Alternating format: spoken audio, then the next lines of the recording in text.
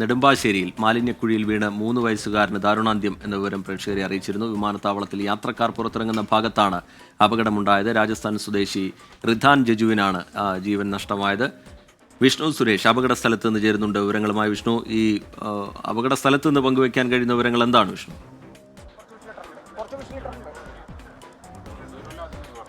ഈ അന്നാസാറ കഫേ എന്ന് പറയുന്ന ഈ കഫേക്ക് തൊട്ടടുത്താണ്. ഇതൊരു ലോൺ ഏരിയ ആണ്. ഇവിടെ കുട്ടികൾ കളിക്കുകയായിരുന്നു. ഇതിനിടയിലാണ് അപകടം സംഭവിച്ചത്.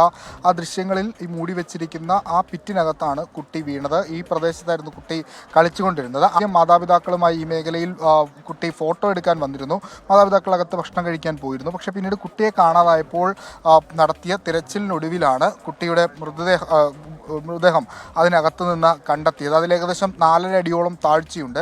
അവിടെ ആ ദൃശ്യങ്ങളിൽ കാണുന്ന പോലെ തന്നെ അവിടെ ഒരു തരത്തിലുള്ള മുന്നറിയിപ്പ് ബോർഡുകളോ ഒന്നുമില്ലായിരുന്നു. ഇപ്പോൾ ഈ പോലീസുകാരെത്തിയാണ് ഇവിടെ ഈ ഇത്തരത്തിലുള്ള ബാരിക്കേഡ് അല്ലെങ്കിൽ ഒരു താൽക്കാലിക ബാരിക്കേഡൊക്കെ തയ്യാറാക്കിയിരുന്നത്. അവിടെ എന്തുകൊണ്ട് അത്തരത്തിൽ ഒരു മുന്നറിയിപ്പോ അല്ലെങ്കിൽ മുന്നറിയിപ്പ് ബോർഡ് ഇല്ലായിരുന്നു എന്നുള്ള മറുപടി നൽകേണ്ടത് സിയാലാണ്. ഒരുപക്ഷെ അത്തരത്തിലൊരു മുന്നറിയിപ്പ് ബോർഡോ മറ്റോ ഉണ്ടായിരുന്നെങ്കിൽ ഈ അപകടം ഉണ്ടാകില്ലായിരുന്നു. കാരണം അത് ആർക്കും പെട്ടെന്നങ്ങ് മനസ്സിലാകാത്തൊരു പ്രദേശമാണ്. അതൊരു കുഴിയാണ് എന്ന് പെട്ടെന്ന് മനസ്സിലാകില്ല. അതിനകത്ത് മലിനജലം കെട്ടിക്കിടക്കുന്നുണ്ടായിരുന്നു. ആ വെള്ളത്തിലാണ് കുട്ടി ഏകദേശം അരമണിക്കൂറോളം വീട് കിടന്നത്. അതുകൊണ്ടാണ് ഈ അപകടത്തിൻ്റെ ഒരു വ്യാപ്തി വർദ്ധിക്കാനുള്ളൊരു പ്രധാനപ്പെട്ട കാര്യവും അതുതന്നെയാണ്. ഇവിടെ നിന്ന് പിന്നീട് ആശുപത്രിയിലേക്ക് എത്തിക്കുന്ന ഘട്ടത്തിൽ ഏകദേശം ഒരു 15 മിനിറ്റുള്ളിൽ തന്നെ ആശുപത്രിയിൽ എത്തിച്ചെങ്കിലും അതിനകത്ത് കുട്ടി ഇതിനകത്ത് പോവുകയായിരുന്നു. ഇതിനകത്ത് സാറേ എന്തെങ്കിലും പരിശോധന ആരംഭിച്ചിട്ടുണ്ടോ? അന്വേഷണം ഇപ്പോൾ ഒന്നുമില്ല, നോ കമൻറ്റ്സ്.